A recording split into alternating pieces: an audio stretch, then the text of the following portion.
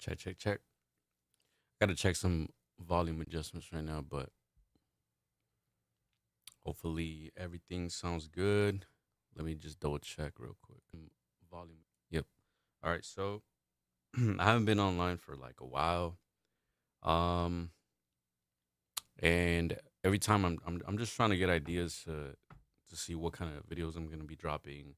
A lot of it on YouTube is gonna be mostly related to like engineering and helping producers or artists get familiar with like this side of things, because making music as a whole is different. So at each level, if you're an artist, engineer, um, mixing engineer, because it's like a big difference. Um, I've been blessed with being able to do all of that, and over time, I've learned different things. And obviously, as an artist, there's a lot for me to grow and things that I could do better, but I feel like as an engineer and a mixer, I'm pretty much set to go. So today's video, I guess, is gonna be more on the topic of how to understand as a engineer or mixing engineer how to set up, a recording session, and as an artist, how to pretty much be able to communicate with your engineer, whoever's gonna be working on your music, and so that way you can better understand what's going on and or communicate what you have in mind.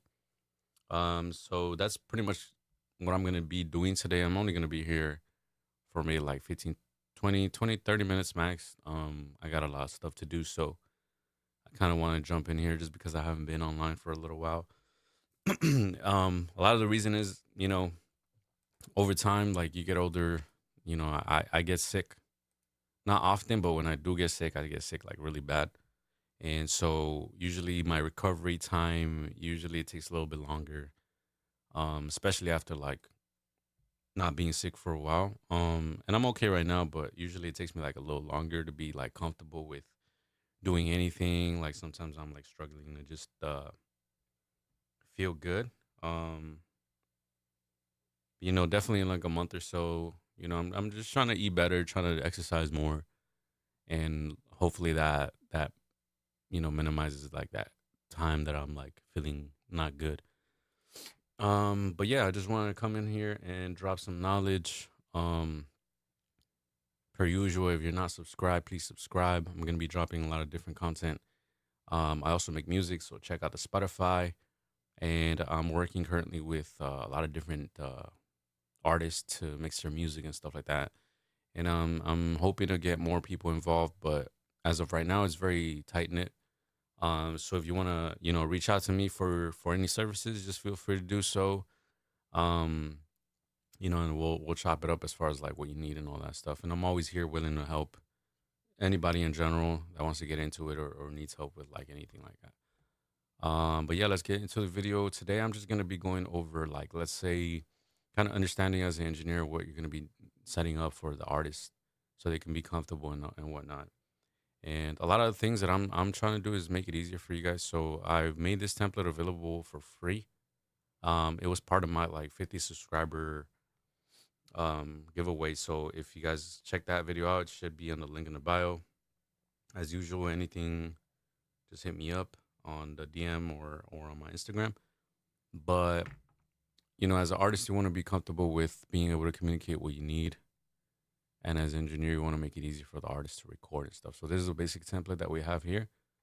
And again, this is the usual template that I use for myself. I have like a different one that I have currently, but this is a general one which hopefully is easy for a lot of people to build, just off of the fact that they have like different plugins that you might not, they might not be like a um, big step up as far as like price wise. So these are definitely plugins that you can acquire if you save enough. For example, Waves is always having sales.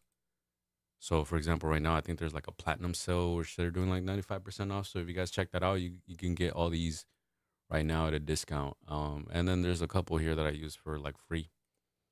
This you can check out free is by Slate Digital. The only one that might, you know, break the bank a little bit is this one, but this one's well worth the price. But if you want to do that, then go ahead. So a lot of the times when I'm trying to like session with an artist or anything like that, I want to make sure that everything is set up the way I want it. The first thing I always recommend just naming your project, so that way it avoids, losing any work if, let's say, your computer crashes, which hopefully it doesn't, but it happens every now and then. It's happened to me a couple times in my old place where I used to be, you know, working with the artist, and all of a sudden the power goes out.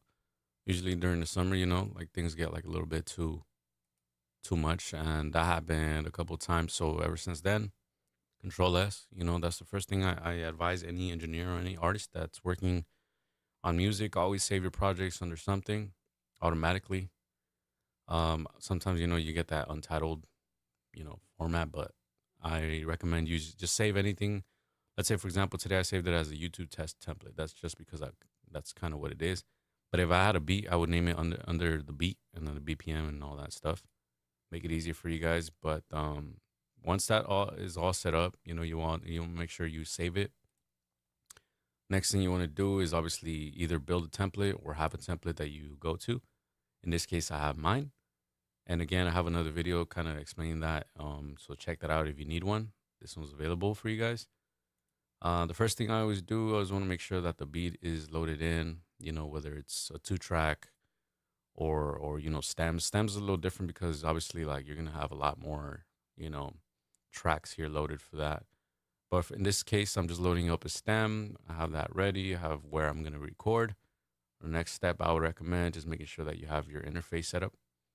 In this case, mine would be set up for mic line in one, and you can tell because it's highlighted. Um, and a lot of this is Pro Tools based, but every DAW is kind of similar in that sense, where you should be able to find where your inputs are coming from, and obviously some inputs are named after, like, let's say, the interface or whatnot. But for the most part, if you just have one interface and you're not doing any external stuff, then it should be either a line one or line two. Basically that, and then the way to check that is just by pressing this.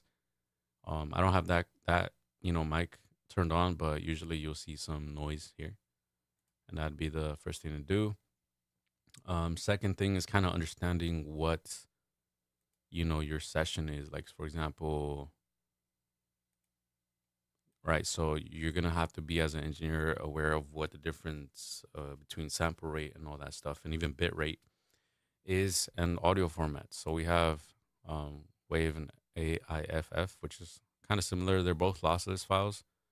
I believe this one's like a little bit larger in format, but Wave is usually the standard, I would say. And you always want to go that. On the export is slightly different because that's where you're gonna be able to select if you want like an MP3, things like that. MP3s I usually try to like send out if I'm sending like a demo or something for someone to hear. But I'm definitely not uploading a MP3 to, like, let's say, DistroKid or anything like that. But yeah, definitely the first thing you want to do is kind of understand what all this is, all the format for music is. So sample rate, 48 hertz kilohertz is pretty much like what I'm using currently. I used to use 44.1, and obviously just because it's a standard, but I have an Apollo twin, so might as well take advantage of the sample rate, and that goes with any type of interface these days because they're pretty good. I recently got like a couple different ones, and one kind of blew me away, which I'll talk about it later. But you definitely want to start recording a little bit, or at least get used to recording in 48 kilohertz. 44.1 is still the standard and still doable, but I feel like it gives more fidelity to the recordings. Just take in mind it is going to be like a little bigger as far as like the file size, but anything that's different, 192 and all that stuff, in a perfect world you can go up that high. And definitely if I had the space for all that information and stuff like that, because again it goes up in size once you start going up. Same thing with the bits, and I'll explain that right now. But usually in a perfect world, 192 would be be it. But a lot of people, they end up hearing the music and iPods, or like their phones, or like different situations where they're not in a studio environment. So it at that point it doesn't really matter. But I definitely want to take advantage of having the ability to record in this sample rate. So I do.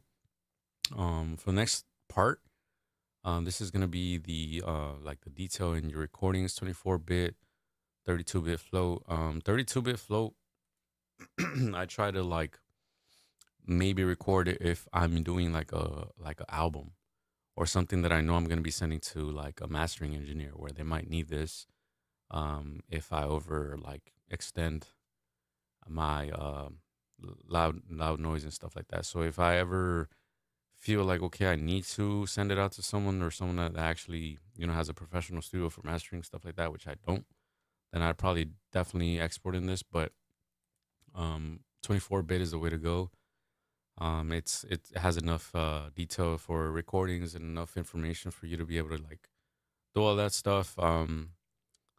This one I know for sure. If you ever like see any distortion or anything like that, this is gonna be able to like pull back even after you export. So this is definitely the way to go for mastering.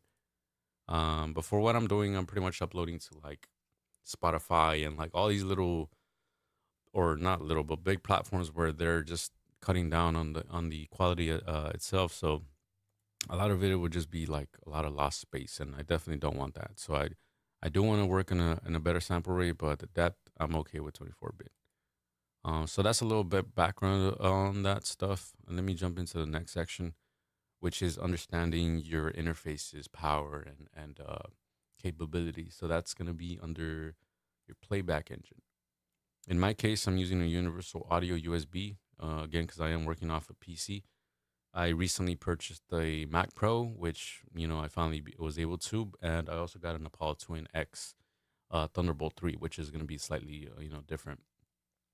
For this, if you're going to be recording any artists or anything like that, you're going to be able to like record in 128 samples. But I usually record as much as I can with the lowest latency possible. So I usually drop it all the way to 32. But if I start hearing any like noise or pops or anything, just basically because it's using more power from the computer and an interface, then I'll probably jump it up a little bit. I'll probably do max 64. You can still work in 128, but I'm already used to working at 64 sample rates. And what that does is decrease all like the uh, delay that you hear in your headphones if you're recording and stuff like that. So a lot of people usually, if they hear any delay, the first thing I usually do, I want to make sure if my sample rate is or buffer size, I mean, is set to a good number. For this case, since I'm not recording right now, I'm probably gonna be able to extend this bigger, and this is usually helpful if you're mixing. Although this provides like a little bit more latency, just because it gives it's sending signal and allowing your computer to give any plugin more time to process. So this usually means that as you're editing, a plugin, you might have like a low delay if as far as how soon you can hear the change. But for the most part, if I'm mixing, I usually stick to maybe like if it's not a big file, I'll usually stick to 256. That's a good amount of room as far as latency for me to just be able to mix comfortably. My computer is pretty strong, so again, it all depends on your computer as well if it can handle it. And I highly recommend if you're recording an artist or you're doing anything like that, that you switch it to the lowest sample rate that you can. One thing also you're gonna notice a lot of these things. For example, this one in general is like bypassed. So, for example, if I'm recording an artist and I know I don't need these at the moment, maybe later once I start like recording more, then I'll just turn off all of these because I know I don't need the power, or like I don't need them on right now. So they're gonna relieve a lot of the processing power that my computer might have. So same thing, I just have the general thing, my export stuff, and then my vocal mix. So I'll be recording on that. Um, let's see if I'm missing anything here. Cache size, I've seen where like a lot of people lower this, and this provides like memory usage. So the higher value improves disk performance. Usually, if you're having any issues with clicks and pops, you might be able to move this around. I usually just put normal, just because again, I don't need anything, that I need to like do all that stuff. Like I don't have to worry about it. Yeah, so Active Pro Tools Power Scheme. I don't know if I had that clicked. I'll probably go back and see the video because I honestly don't remember if I had that clicked or not. What else? After that, once you see, that you're ready to record, there's no latency. A lot of the latency usually comes from AutoTune Pro or any AutoTune plugin. But usually when I'm recording, I'm using low latency mode. Once I'm done recording and I'm ready to mix, or whoever's mixing my stuff, I usually just unclick that. And what that does is it just, it provides a little bit better quality for the AutoTune. But for the most part, I'm recording with the smallest amount of latency possible, so that me as an artist or whoever's working on the song, they're not hearing any delay or anything like that. Other than that, that's pretty much like the setup. There's nothing here that I think I need to go back to. I guess just understanding what this means. A lot of people don't really get into detail as far as like what they have to do in order to like provide any solutions for like latency problems or whatnot. It's all over the internet, but a lot of people still learning. So this is helpful for you guys, so that way you guys can understand. And again, making sure that you understand what this is, and then making sure the difference between those. For me, it took a little while for me to understand it, obviously, because at first I was just producing music. Then I moved into like engineering for artists, and then I started making music myself. Once I heard, a lot of people like compliment, like, oh, you actually sound good. You can do this or you can do that, and I started doing that. But throughout the whole process, I kind of learned a little bit of everything, and right now I'm just fine tuning everything, like as far as like engineer, because I'm doing more of that. I am dropping more music consistently, and I'm planning to drop like an album by the end of the year. But right now, my focus is just making sure that I polish up on my engineering skills.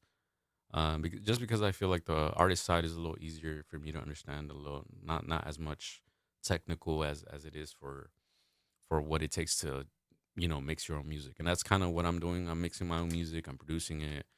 And also I have my friends that are producing music for myself and like other artists, and it just gives me room for me to learn more, check out more plugins and things that I'm trying to use. But for the most part, this template that I have here is very basic. I have a lot of different plugins available to me once I get to that mixing stage. But usually I try to keep it very minimal for these, just because I know that all I'm doing right now is recording. Later on, if I start mixing, then I have ideas of background vocals and stuff like that for them. Then I'll start adding like different things. But for the most part, that's kind of what you want to do. Is you want to make sure you understand this, that. Always want to save your files. You always want to save every 10 minutes, every 5 minutes, as much as possible, especially when you're making big changes. And you always want to make sure you're communicating with the artists to see what their ideas are as far as where the song is going to go. um Let me see if I could load up some stuff that I've been working on, as far as like, hopefully it doesn't mess up with the session. But for example, this one, it might be on the album, it might not, it depends. But let's just take a look at this. For example, this is a full song, and kind of consider this not as what I'm gonna use to record, but like a end, like a towards the end process of what you can expect to hear if you use this template and the different techniques that you do as an artist. So this is a song I'm gonna show off, and hopefully you guys could listen, or see if it has any issues. All right. Hopefully it's not too loud, because it is kind of like, let me turn it down a little bit, because it is kind of already at that mastering stage. Um, but this is Bourbon. This is one of the songs that is gonna be on my album. It's not finalized, but go ahead and check it out.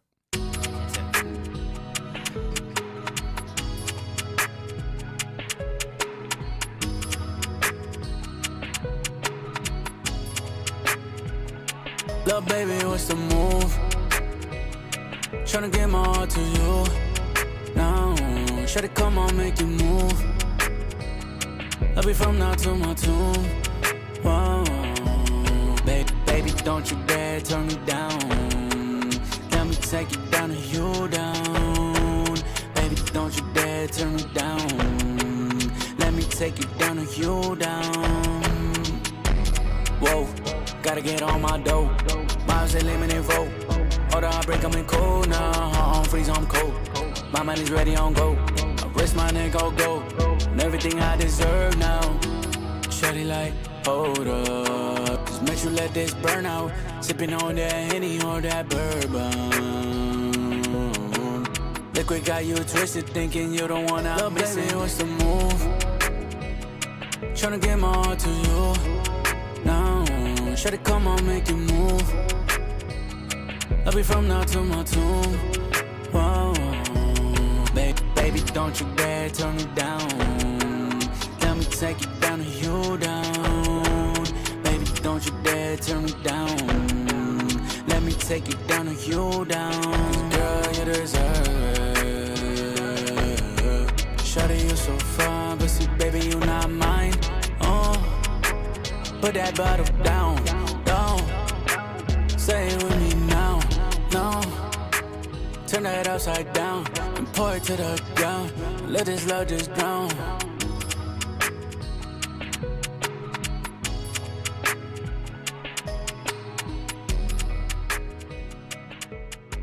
Dope. Hope you guys like it, but it's not finalized. I mean, it's there. But a lot of the things that I'm going to be adding is just going to be a lot of more depth, just more ad-libs, more dubs in the background, just making it sound like a little bit fuller. It's like 75% there. I like the topic. I like everything about it. And I was working on that. I basically use this template here. So like, it's nothing different.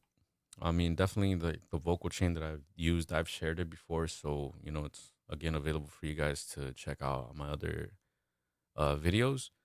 But a lot of things that I'm trying to do is just trying to make it like as far as easy for you guys to understand and me able to showcase what I could do with what I'm teaching you guys and getting it to that point where like, you can drop your own music and stuff like that. So this channel is mostly for artists, engineers, but you're welcome to kind of like see the process of like how I mix some music. I'm gonna be definitely jumping in here and mixing music live sometimes, or even just dropping videos of how the process is already pre-recorded.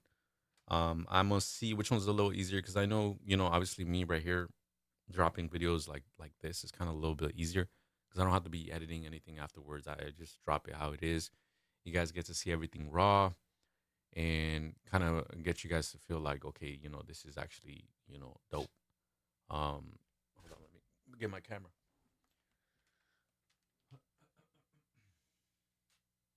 Does that every now and then because it has to reset. I think it's like a 15-minute thing.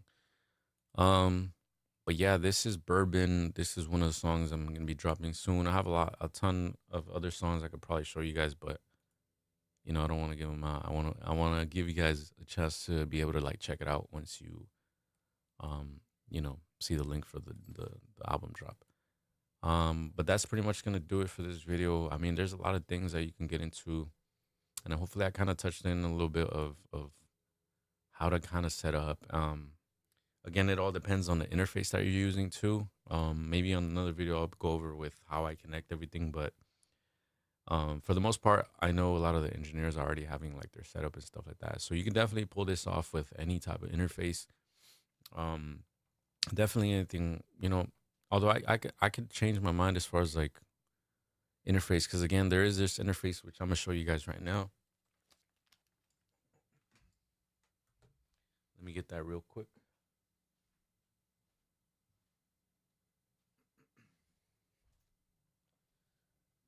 All right, so there is an interface that I recently purchased just because I wanted something mobile.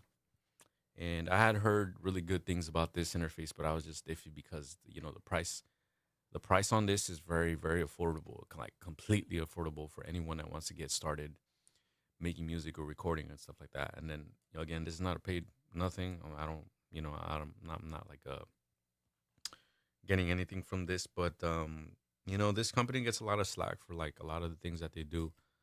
Their products, they're always, in my eyes, are always competing with like the big, the big companies, and trying to make it affordable for artists, which is kind of what I'm trying to do. I'm trying to make it easy for you guys to be able to record and kind of learn as you go. I definitely started with very basic stuff, and now I have everything that I need right now. So I definitely want to help you guys, and kind of want to show you that you could do it with using very minimal things. So again, let me show you this particular one. This is by Behringer, right? I don't know if you can see that, but Behringer. It's a very small portable interface. This kind of blew me away because again, I didn't really believe the hype as far as like what I've seen, because I've seen a lot of. I was looking for like a mobile setup. Obviously I have my Apollo Twin, but this one's PC only, so I wasn't able to connect it to my Apollo. I mean my Mac. So I definitely have an Apollo Twin X now for it.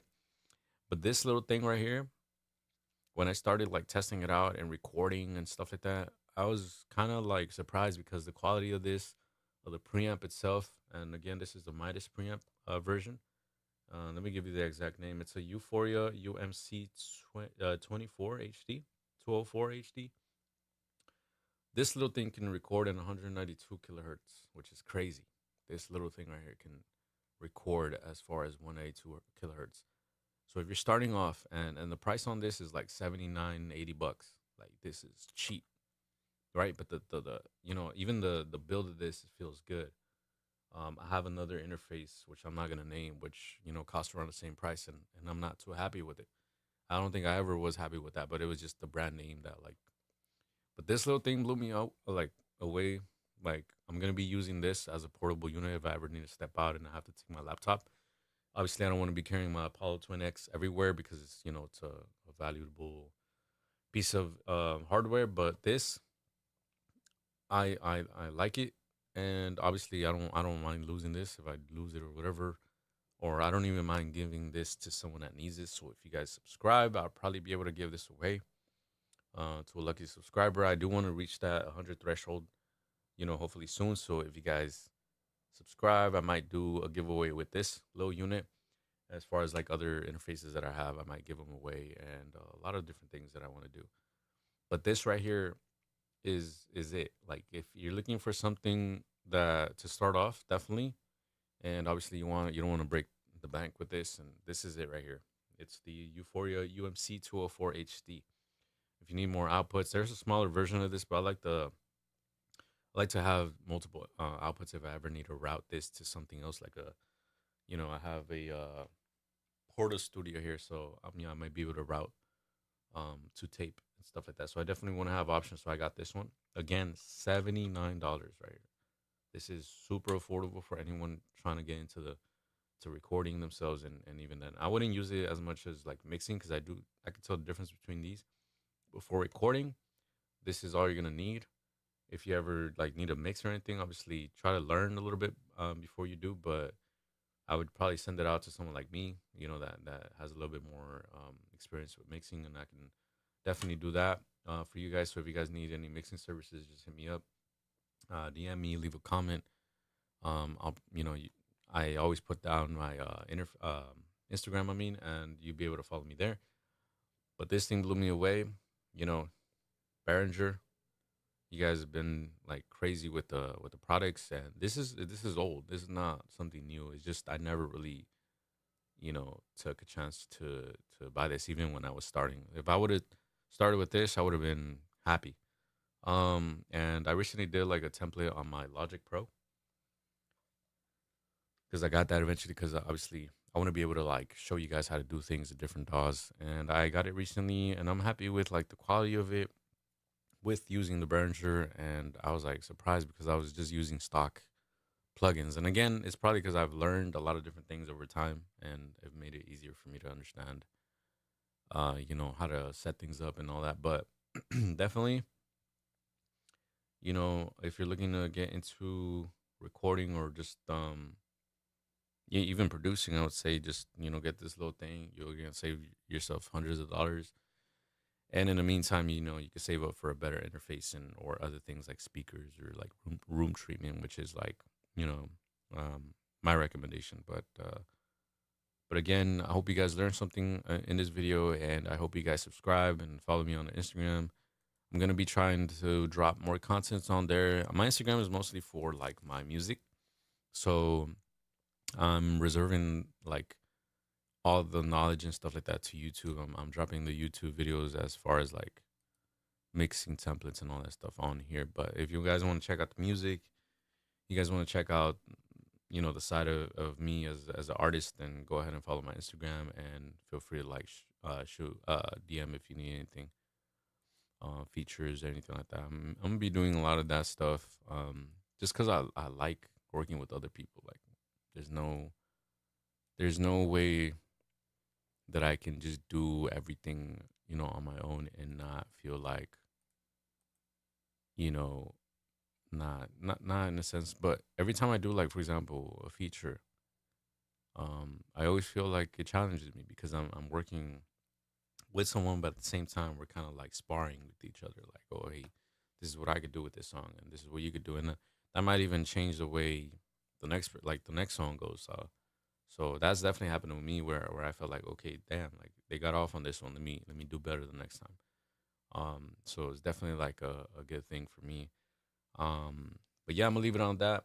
If you guys have any questions, feel free to drop a comment. If you have anything that you guys want to learn more about or kind of understand here that I didn't go over, feel free to drop anything like a comment, and I'll get back to you. And but yeah, thanks. Amanda right now, Loki. I was just looking for something. But yeah, have a good night. I'll see you guys soon.